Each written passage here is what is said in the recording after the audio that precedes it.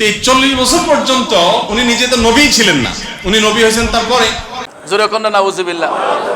40 বছর আগে রবি ছিলেন না, নবুয়াত পাওয়ার পরে তিনি নবী হয়েছেন, এরকম বক্তব্য দিয়া মানুষদেরকে বোঝানোর চেষ্টা করা হচ্ছে। ভাইয়ার আমার, এগুলা ইমান হারা কথা, ইমান হারা কথা।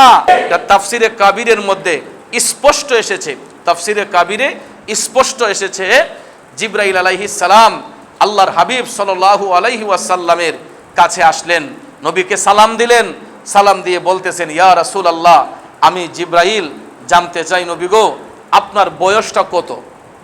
আল্লাহর হাবিব সাল্লাল্লাহু আলাইহি ওয়াসাল্লাম মুস্কি মুস্কি হাসতেছেন।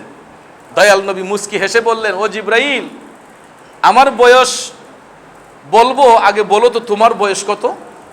জিবরাইল আলাইহিস সালাম ডেকে বলতেছেন, ইয়া রাসূলুল্লাহ, নবী গো, আমি জিবরাইলের বয়স সম্পর্কে আমার ধারণা নেই, আমার বয়স কত এটা আমার ধারণা নেই, তবে ইয়া রাসূলুল্লাহ, আমার এতটুক পর্যন্ত মনে আছে, ৭০,০০০ বৎসর পর পর আকাশে একটা নূরের তারকা উদিত হতো। সুবহানাল্লাহ বলেন। ৭০,০০০ বৎসর পর পর আকাশের মধ্যে একটা নূরের তারকা উদিত হতো, আবার ওই তারকাটা নিভতে আরো ৭০,০০০ বছর লাগতো। সুবহানাল্লাহ কন্যা। নিভে গেলে আবার ৭০,০০০ বছর চলে যেত। এরকম ভাবে ইয়া রাসূলুল্লাহ নূরের তারকা উঠতো ৭০,০০০ বছর পর পর, আবার নিভে গেলে ৭০,০০০ বছর চলে যেত।